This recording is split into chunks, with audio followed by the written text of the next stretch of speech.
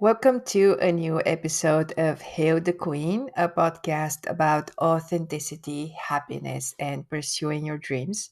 My name is Arainas Pasvavanaust. I am the host of this podcast, and I am also a habit coach. I love working with people who identify as women and help them turn their goals into consistent, authentic action.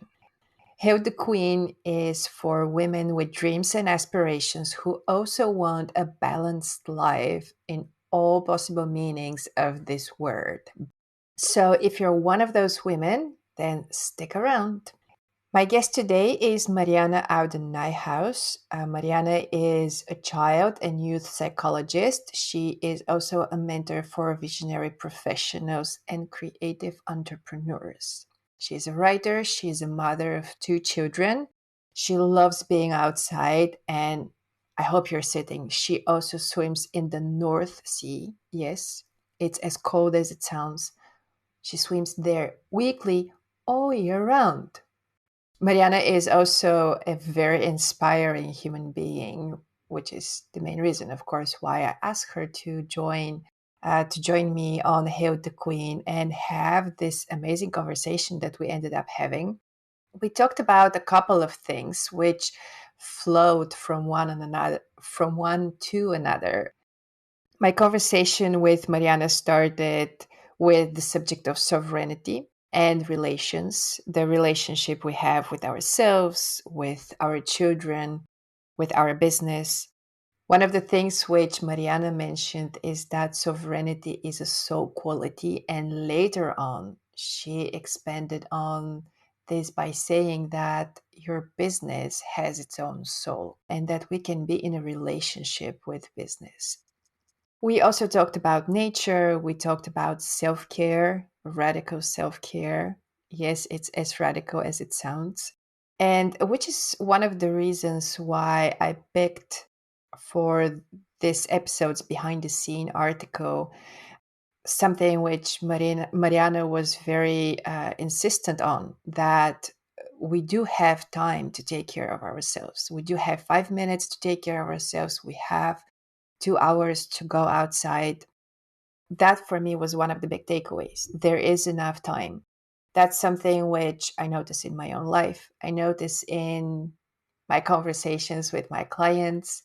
So I'm putting my habit coach hat on in this article, and I'm sharing more on this idea, on this big takeaway from this conversation with Mariana. There is enough time.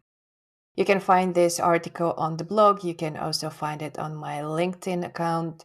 Or you can also sign up for the Hail the Queen newsletter, and then you would receive it straight away you would receive it straight into your inbox together with a notification that there is a new podcast episode.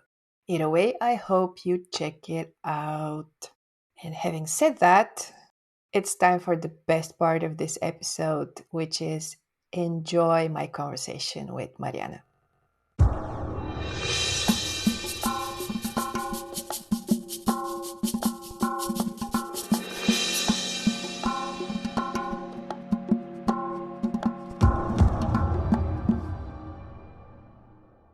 Welcome to my new guest on the Hail the Queen podcast, Marianne Oude Nijhuis. Thank you so much for being here. Thank you. I'm excited. This morning, as I was walking my dog right before our conversation, I was thinking about how there are really no coincidences. And what I mean by that is that I am now following a Dutch course for my Dutch language. And just a couple of weeks ago, prior to my conversation with you, the subject was learning more about our culture and expressing that in Dutch. I came across that a lot of the symbols in my country, and probably every country, are about sovereignty. Oh, wow. And then a couple of weeks after that, I got to talk to you. Yeah. And it was very interesting because there are two types of guests on my podcast. The first type is the people that when I think of them, I right away know what I want to talk to them. And there is the second type, the second category, which is people that I know I want to talk to, and I have no idea what exactly the conversation will be about. Yeah. And then when I reached out to you, you were in that second category. I knew I wanted to talk to you. I know you have something very important to share. And when I reached out to you and I asked you what you want to talk about, and you said so with that certainty, sovereignty, Yeah. which was it's a very long introduction to the subject today, but I just couldn't help but wonder how everything falls into the right place when we allow it. I love that. Yeah. So then, my question for you, of course, is well, I have a lot of questions for you, as always, but sovereignty. And by the way, I'm not really sure that's the exact pronunciation of the word. So, for any native speakers, please excuse me butchering the word throughout this conversation. It's the intention that counts, I hope. But again, remembering my Dutch lesson, and that's a word which I have used many times, but it's also a word which I had to look up in the dictionary. What does it mean? So if my daughter asked me, what does sovereignty mean? I still don't really have a clear idea of what it means. And since that's a very important subject for you, can you shine some light on the subject of sovereignty? What I know for sure, it's a soul quality. So it's within you, it's within me.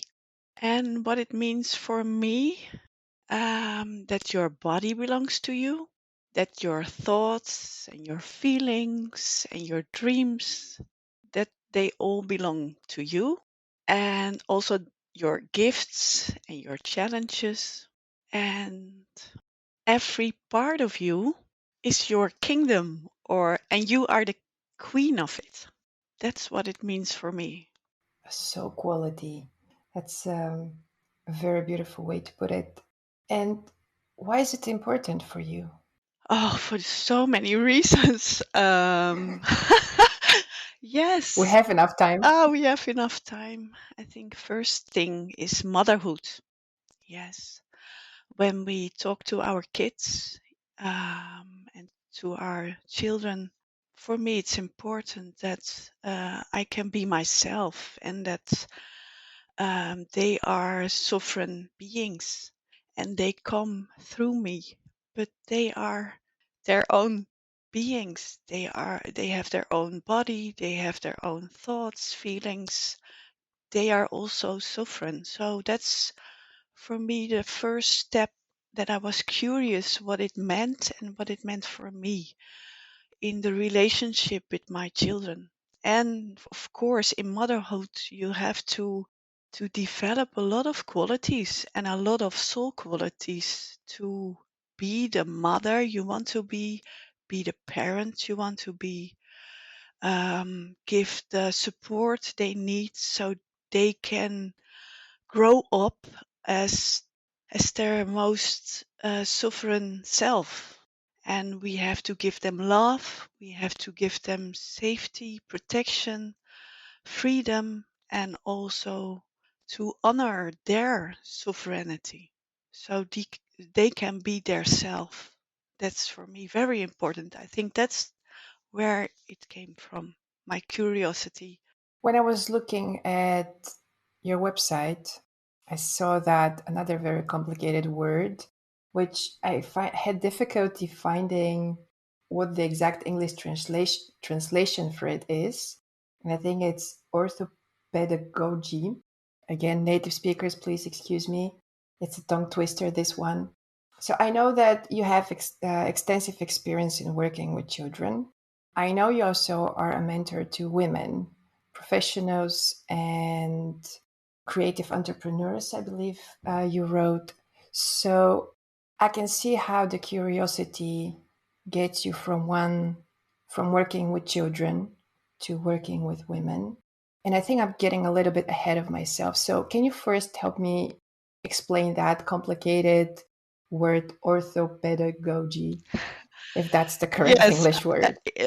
in Dutch it's called orthopedagogiek, and I studied at the university in Amsterdam, and I always translated as child and youth psychology. It's not really the same because as an orthopedagogue, I see everything around parenthood and development. And I worked in the fields of schools and therapy for a long time. And I had a beautiful career. And I also worked a lot of with a lot of children and teachers and schools around safety, around autism, around social behavior. But what challenged me at a certain point was that we always look at the diagnose. So, what's wrong with you? And I was so fed up with it. I wanted to see the child as a whole. There's nothing wrong with you. There's nothing wrong with you as a parent. Maybe your child has special needs, or your class has special needs, or your school, but there's nothing wrong with you. You don't have to be fixed. So that's when I stopped seeing everything around diagnosis. It's important though. I don't want to mess that up. I think it's very important from early in childhood when you have concerns around your child, please go to a specialist who do the diagnose. But I didn't want to do it anymore because I was sitting in rooms, in classrooms, and I was only looking for the signs, what's wrong here. But I wanted to be a rebel around wholeness. I want to see the child as a whole human. And I discovered that everything is around relationships. And if you can be sovereign to be in relationship with yourself and with a child, you can grow this relationship and know what you need as a parent and know what the child needs. But then later in my business, I discovered that everything in creating a business and creating your project, creating your art, your writing is around relationship. And your business has its own soul. So you can be in relationship with your business and you can be in relationship with your art, with your writing. And this was like, oh, now I get it. It's the same. It's the same as with your child. It's the same as with your what you're creating or what we're creating here, this conversation. We are in relationship with each other. We create this container where we can be in time, safe space. So then I made this click, okay, I can still help mothers and parents to grow the relationship with the child, but I also can mentor and guide business owners and creative entrepreneurs because you have to develop a good relationship with yourself and a good relationship with your business and with your clients. So that's in short what happened for me.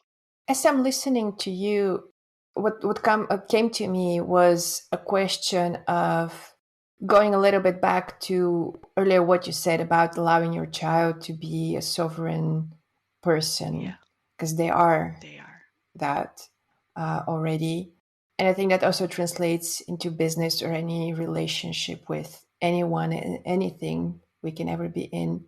Allowing someone to be sovereign, that requires letting go of control. Of course, yes. Yes, and it invites you to empathy because I'm a huge lover of empathy. And that empathy doesn't mean You have to be in the other space or in your child or understand your child all the way. But the first step in empathy is that you let go of what you think that's normal or good or appropriate or whatever. All your thoughts belongs belong to you, so it doesn't matter what you think about the behavior of your child, because behavior of your child is always a sign that something is going on. That's very, very interesting, I think. It is. It is. As you're saying all these things, and I feel my body like, ooh, ooh, can I do that? Yeah. Can I do that? But then looking at you, if you can do this, then it means I can do it. Anyone can do it. Yes, for sure. And I feel that it's important to mention right now that it was that gentleness in you is what drew me to reach out to you and to have you here, because we first got in touch through a project I wanted to do in Bulgaria, my home country, and it was around children. And I was so, I want to say impressed, but it's not impressed. Your gentleness touched me deeply. So I feel like that deep appreciation and gratitude for our paths crossing. So I Yeah. want to say that once again. Thank you Thank you. for everything you do and for everything you share. I know you are a big, not fan, you love nature, you love sea in particular. Mhm. And again, no coincidences, but in my meditation this morning, the subject was indeed around connecting with nature so we can connect to, I guess, the word in the context of our conversation would be our soul. So, can you tell me a little bit more about nature and why it's important to you? Ah, that's a huge one again. First of all, I think we are nature and we are part of the ecology where we live in. And I moved from Amsterdam to Alkmaar. That's where I live now, and it's near the sea. And 5 years ago, I started swimming in the sea all year long. So once a week, I went to the sea and start swimming.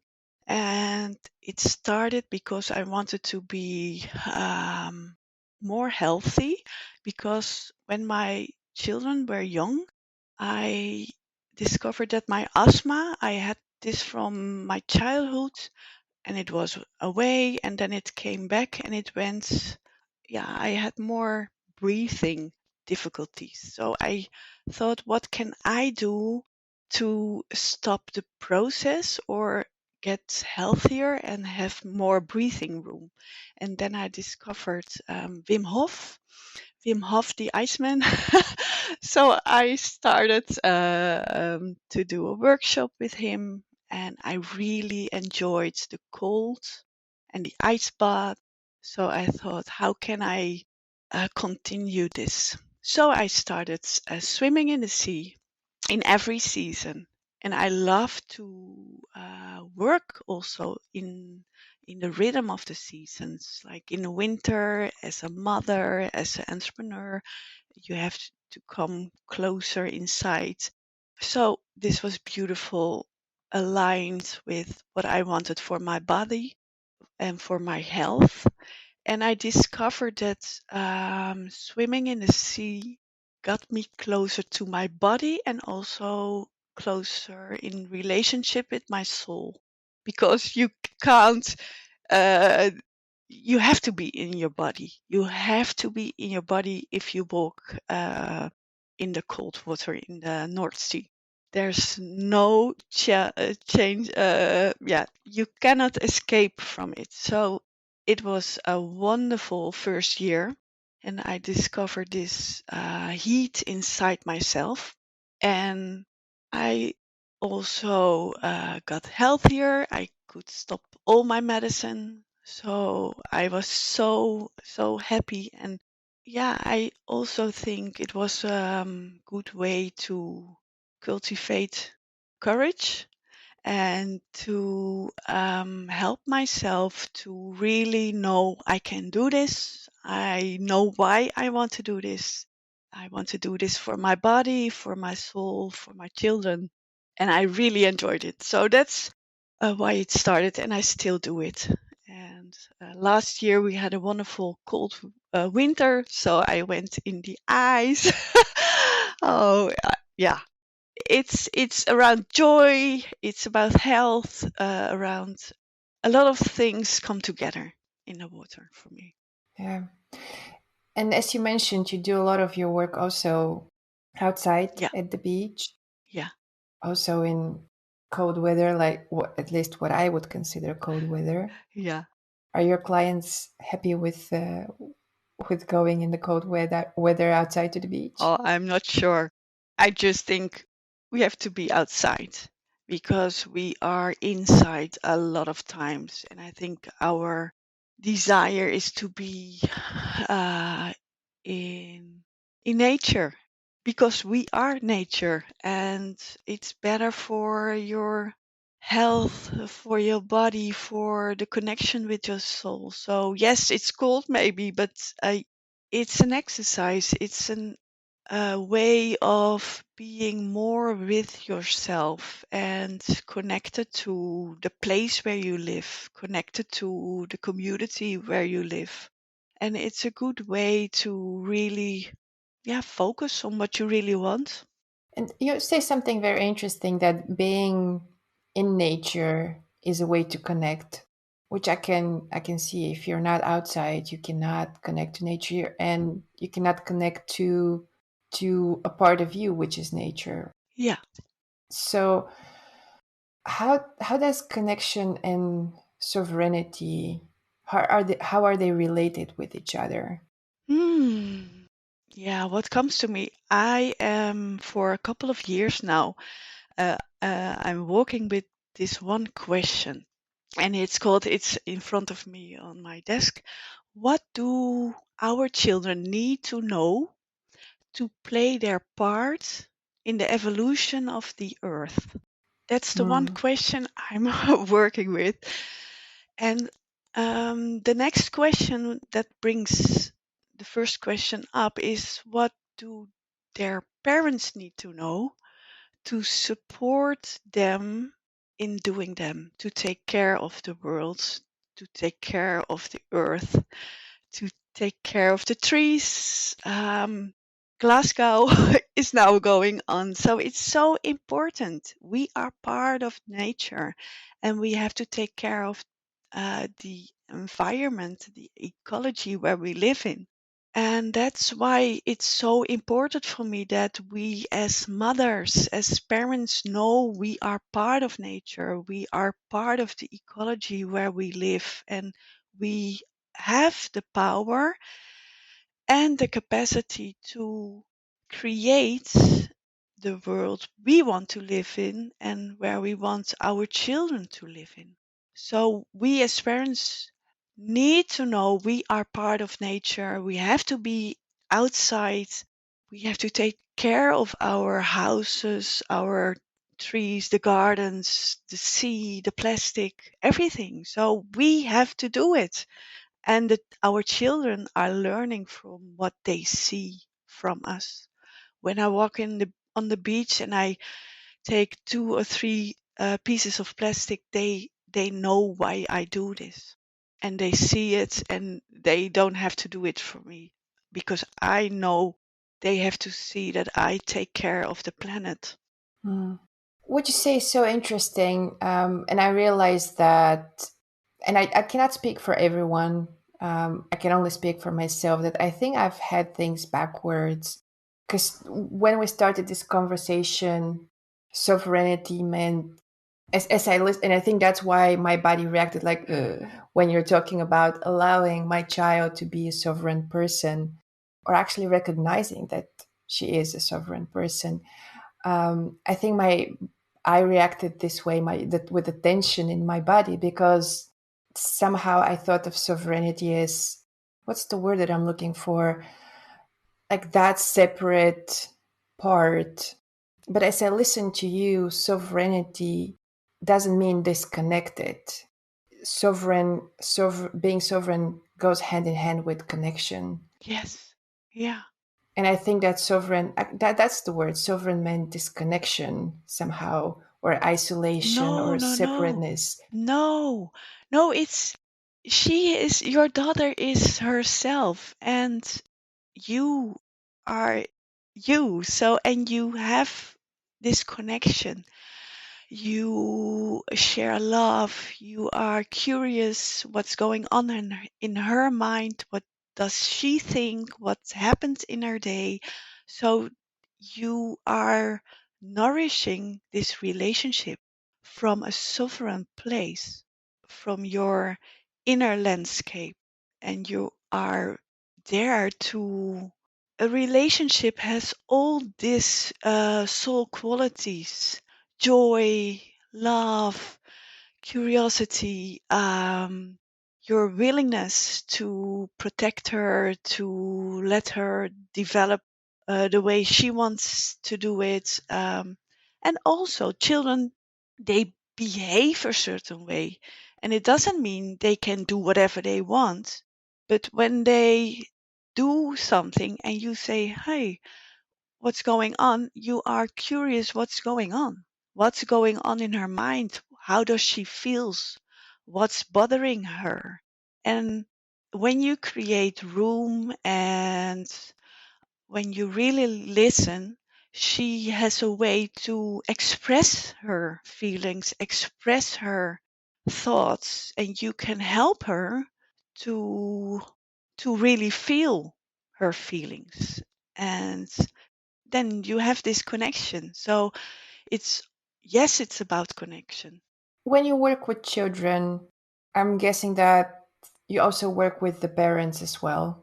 Yes, I don't work with children anymore because I only work with the mothers, sometimes with the fathers, but only with the mothers because my my vision is that your child has to be home, play, make art, whatever. So what's what's going on with your daughter? I really love to talk about it with you and why it's so difficult for you and what you can do to help her.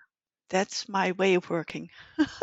That was going to be my question because looking at my daughter, she came to this world perfect. Yeah, There was nothing, and there has never been anything wrong.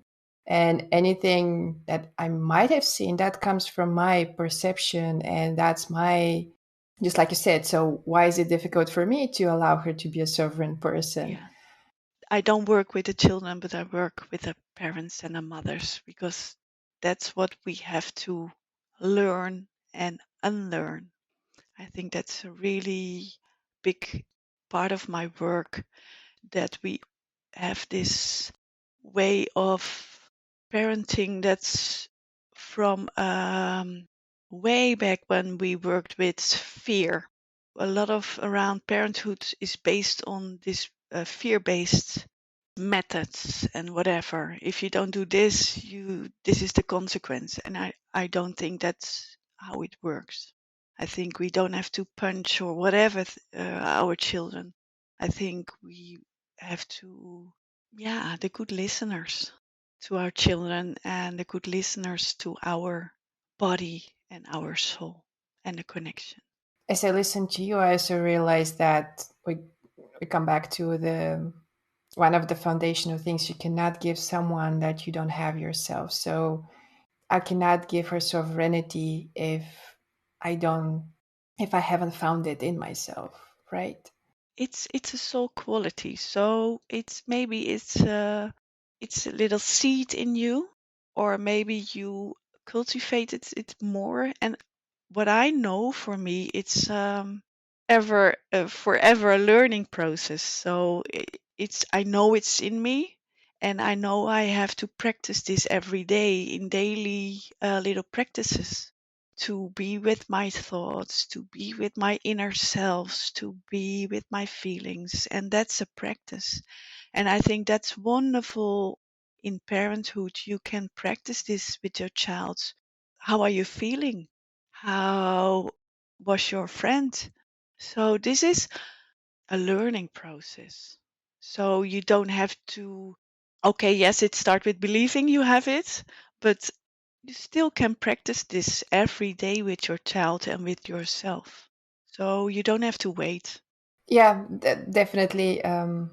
What I meant is that I do believe that we all have the same qualities, and if I see it in you, it's in me as well.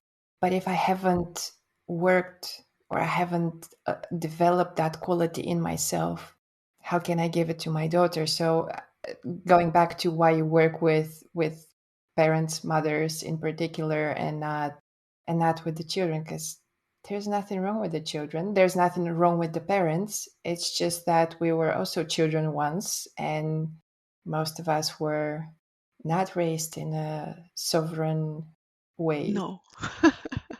No. When exactly did you discover sovereignty and how important it is? Was that the moment when you described about working with children as a, what was the word, child and youth psychology, and you thought like there is nothing wrong with you, there is nothing wrong with you, there's nothing to be fixed? Was that the moment, or was that when it got you on the journey and you later discovered the importance of sovereignty? Yeah, it started when I started my own business because then, yeah, a new path opened for me and I started walking, did all this learning, and then I started working with Hero Boga. And then I discovered how important it really was for me. And also because when I was working in, before my own business in the schools and with in therapy, that's I was always working with my head and I was so tired, so I couldn't continue this kind of working anymore. The system was, for me, it was, I'm very sensitive, so it was, I was so exhausted, so I had to stop working in this system. So then said I the first step for me is, what I can do in this system, I can do for myself. So I start my own business, and I wanted to be close with my children. I wanted to be at home and start my own business and working from home. So that was the first challenge: how to do this, how to build this business, how to work online with parents, how to work the way I want to do it. What's really my vision for this world? So, and then I discovered sovereignty, and I thought, okay, that's it. Which also makes sense because there is this book that I'm reading about, it's called Invisible Women. And listening to what you say, I also, but perhaps that's a very big and very different subject, that the system is not really designed for women to be mothers, to be sovereign, I would say, and to be able to express themselves, to have the freedom to express themselves. So I'm guessing that's also one of the reasons why more and more women choose to start their own business instead of work for a company. Yes, I discovered that I really want to work from my overflow. So that I choose where I want to give my energy to. So not do everything, but do certain things. I want to create. I want to be alone because when I am alone, I nourish myself and I have more energy to give. So I want to work with the overflow. I don't want to give everything to everyone. To and that was a difficult part for me. And yes, we have learned as mothers and women that we have to care for our children, for everyone except for ourselves. So I started with, okay, take care of myself first, and then I can give from the overflow to my children, to my family, and then to my clients. And I don't want to work with a lot of clients. I want to work with a certain group, small groups, because then I'm on my best and I can really listen and guide and give you the exercises to connect to yourself and to your business and make your art. That's important because we don't have to do it all ourselves. And I think support is really important to do all this work, our work. And our work is not only the productivity, but also be outside, be at the seaside. That's also my work. Because when I'm there, all the ideas are coming to me, and I give that in my work, in my writing, in my work with my clients. And that's not how I met it in my previous jobs. And now I created this in my business because I need it. I love the overflow. Again, looking at my own life, for except for the past couple of years, I feel like I have always been running on empty, giving more. Also, when I became a mom, and that made it extra difficult because when your cup is empty, how can you give to someone else? Even when you give, it's difficult to give. You give, but it's difficult. And I call it radical self care. And it's radical because we are not used to it. We are used to running, and productivity and be there for your child, for whatever. I did it too. I know the feeling, but it's so exhausting. And we have to change this as mothers for our daughters. It's not, it's unsustainable. We cannot do this anymore. I love that. I love that. I'm doubting, but I'll say it anyway.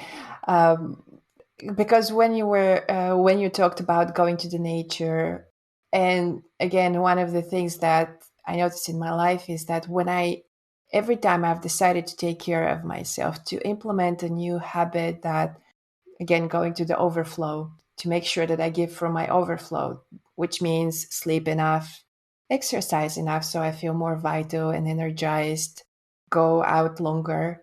There's always the first thought is like, time. How am I going to find the time? And again, I cannot speak for everyone, although I think that's a common thing, but I know how deep ingrained that has been in me of like, there isn't enough time, there isn't enough time. And take care of everyone else before I take care of myself. And then the person at the end of the day, that I know at the end of the day, not so not so lovely person to be around. So thank you so much for everything you have shared today about sovereignty. We have been all over the place, but I believe we've planted a lot of seeds. Yes. A lot of seeds. We touched on a lot of subjects. Yes, and I want to say to you, there is time, and it's about your willingness to be sovereign in those 5 minutes or 15 minutes, and to really listen to your body. What needs your body? What are you feeling? What are your thoughts? And make that a daily practice. Because are you willing to take care of yourself in those 5 minutes? Because you have 5 minutes, of course you have, and you have 2 hours. But you have to put it on your agenda, on your to do list on the day. 2 hours outside, go, because you have time and it's part of taking care of the others. And it's so important. And I really hope you take care for yourself and carve out the time because we have time. We do. We do. It's so interesting how one of the things that I'm learning is that time is actually a man-made construct made by humans. In nature, there is enough time. Like there is no lack of time. It's a big subject, I know, but it's one of the things that I'm learning. There is enough time, there is enough love. And to use your words, I'd rather give from my overflow and take care of myself rather than run on fumes and give grudgingly, I think, is the word. It makes difference. It makes difference in my own life, in the life of people around me. And at the end of the day, it's really about who we are instead of how much we have done, right? Exactly. Yes, and that's exactly what sovereignty is. Who are you at the end of the day? Perfect. One last question. Well, actually, two more questions. This one not really related to the conversation, perhaps, but are you reading a book now? And which book are you reading? Ah, I read 10 books at a time. um, this is the book I want to show you, and it's from my mentor Hiro Boga. It's called The World of Your Business Playbook by Yes, Hiro Boga. Okay. yeah. So I read this every day as a little practice, and there are a lot of questions in it for your business, but also for your life. And it's so helpful when you want to create a world in your business where your clients feel at home. What book am I reading? Yeah, one book. It's Writing Begins with Your Breath, Hmm. and it's from Herring. Okay. And then this is really the last question, but where can our listeners find you? You can find my work on my name, and it's Marianne Oude Nijhuis .nl of .nl.